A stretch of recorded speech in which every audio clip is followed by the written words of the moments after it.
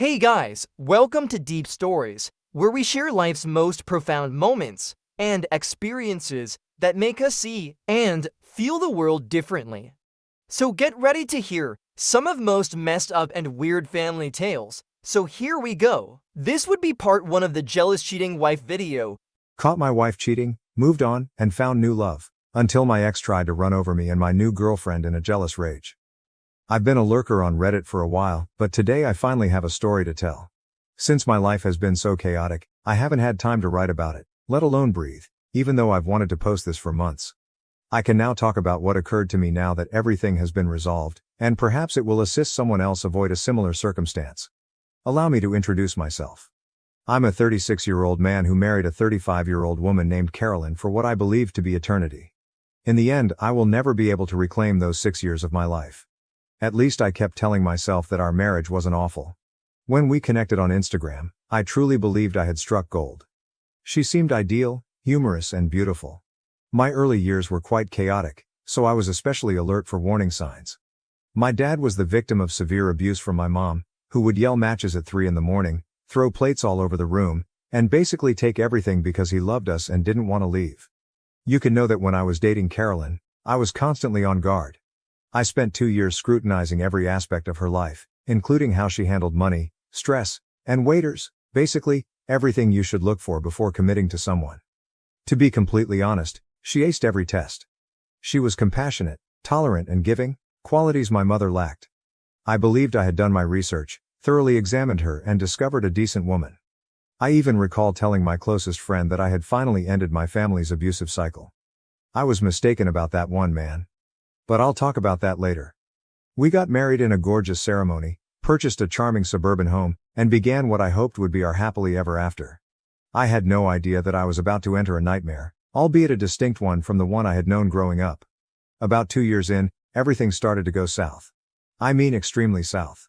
Every month, like clockwork, we had huge blowout fights instead of being the couple everyone envied. It was also constantly over the most ridiculous stuff, like the dishes in the sink, my late work, her hanging out with her friends, or even the TV shows we watched. I really thought we could work things out, so I was working so hard to keep our marriage intact. This was the woman who would surprise me with weekend excursions and leave small messages in my lunchbox. How we had gone from that to her yelling at me because I had purchased the incorrect brand of coffee was beyond me. I recommended couples therapy because I'm the kind of man who thinks things should be fixed rather than thrown away. In fact, I pleaded for it. We attended exactly 1 session, and holy hell, what a fiasco that proved to be. Carolyn replied, "It's your idea, so it's your expense." So I selected a really competent therapist who specialized in married couples, scheduled all the meetings, and even paid for it out of my own pocket. The therapist began highlighting some communication problems and raising the possibility that Carolyn wasn't managing conflict in a healthy way. She cried uncontrollably, said the therapist was assaulting her, and vowed never to return. I was attempting to make her look crazy, she continued, calling the therapist a quack. I later learned that her father had passed away just before our arguments became increasingly heated. Grief does strange things to people, so I tried to be understanding, but she refused to talk about it, refused to receive assistance, and continued to get angrier and more aloof. Her yelling battles could wake up the entire neighborhood, but she never got physical or broke anything. On one occasion, our neighbors believed someone was being murdered and phoned the police. Carolyn was shouting at me because I had neglected to get her dry cleaners. We eventually settled into this strange pattern in which we essentially just shared a room and occasionally had sex. We would get up, leave for work, return home, have dinner while watching television, and then retire to bed. Repeat after rinsing. We hardly spoke anymore, which is the only reason the fights decreased in frequency. But I was still foolishly in love with her. That's sad, isn't it? I kept reminiscing about our early years, telling myself that we could return there with enough effort. I firmly believed in the for better or worse part of our marriage vows.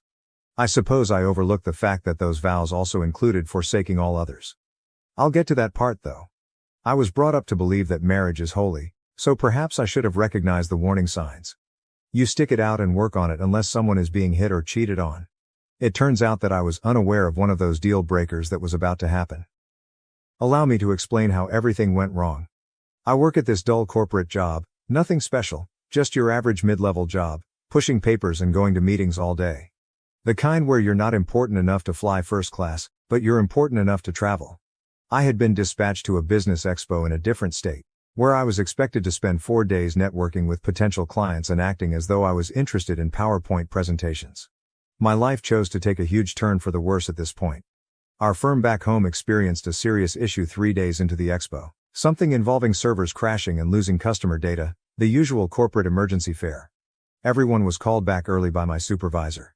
I quickly reserved the first trip home because I'm the devoted worker that I am, or perhaps I'm just a fool, you decide. I was thinking of this lovely, dumb concept. Do you remember the romantic reunions in films where the husband surprised his wife? Yes, I did believe that would occur. I planned this surprise during my whole Uber trip from the airport. I stopped at a posh florist and spent $80 on her favorite flowers, which were pricey purple orchids that she always said brought back memories of our first date.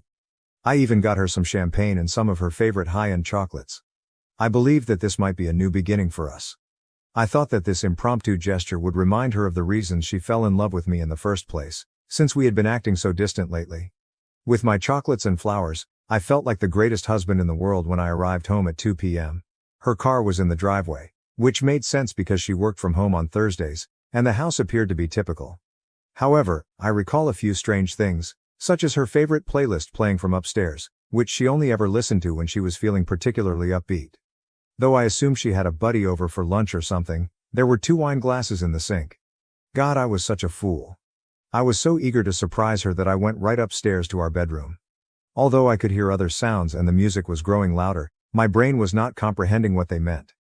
Do you remember the scene in horror films where everyone yells at the character to keep the door closed? That character was me. My world fell apart when I pulled open the door to my own bedroom and turned the doorknob. That 1 second turned every single pleasant memory, trusting moment, and I love you into ash. I will never be able to forget what I witnessed in that bedroom until the day I die. Beneath some strange guy in our bed was my wife, the person I had loved, supported and built a life with for 6 years. The same bed where I had hugged her after her father passed away, and where we had discussed having children in the future. She was acting as though I didn't exist and that our marriage meant nothing at all, not even attempting to keep quiet about it. As I stood there, a total moron, watching the flowers I had purchased fall to the ground and scurry like cockroaches when the lights are turned on. The man had the audacity to try to scurry past me like I was a doorman, and I will never forget this. I lost it while he was fumbling to put on his clothing and strewing things all over the place. Something inside of me shattered, perhaps because I saw him with my wife or because he believed he could simply walk away from ruining my marriage. My hand was around his throat before I even realized what I was doing. It wasn't a death grip, but it was a clear signal that he wasn't simply leaving. Instead of hitting him as you might think, I gave him 2 open-handed slaps across his face, resembling a dramatic housewife from a soap show. I'm still baffled as to why I didn't just punch him instead. After I caught him with my wife, the man's expression quickly changed from one of fear to one of rage, as if he were truly going to try to fight me in my own home. Can you fathom the sheer disdain and the audacity? He probably fed him stories about being single or separated, so I'm willing to wager he was unaware that Carolyn was married. He most likely believed that I was some sort of insane ex-boyfriend. I released him before the situation worsened, not because I was afraid, but because I immediately saw that this pitiful excuse of a man wasn't worth being charged with assault. It wasn't he who promised me anything. He didn't make a vow to love and care for me till the day we die. He was just another man who was unable to control himself. The true traitor was still in that bedroom, most likely considering how to deceive her way out of this situation. My entire body trembled as I turned back to Carolyn.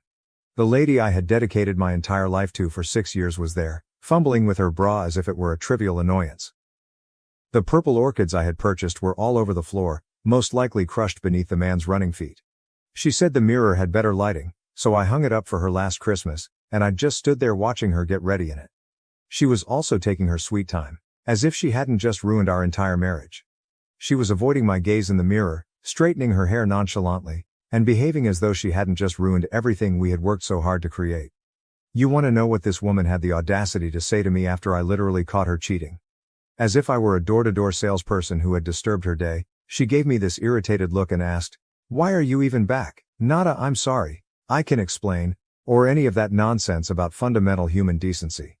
The fact that I came home early and caught her cheating, in our bed, in the house we bought together, the house where I paid the majority of the mortgage, actually annoyed her. Never in my life have I wanted to strike someone so much. In reality, my hand was twitching as I recalled how satisfying it was to slap her affair partner, but I just stood there, immobilized, while she had the audacity to mutter under her breath, "You weren't supposed to be back." As if I were to blame for her early return home or that I should have called ahead to arrange a convenient time to catch her cheating. This woman's sheer outrageousness, 6 years of marriage, and this is what it meant to her. A small hiccup in her fun-filled afternoon. Do you realize what's truly broken? While all of this was going on, I could see our wedding picture on the nightstand. The same bedside table where she had placed the breakfast I had prepared for her the previous weekend. She had been telling me she was too tired for sex in the same room for the previous 3 months, but she obviously had plenty of energy for this stranger. Like a fool, I stood there thinking about all the late nights at work she had told me about, all the girls' nights out, and all the times she had mentioned going to see her mother.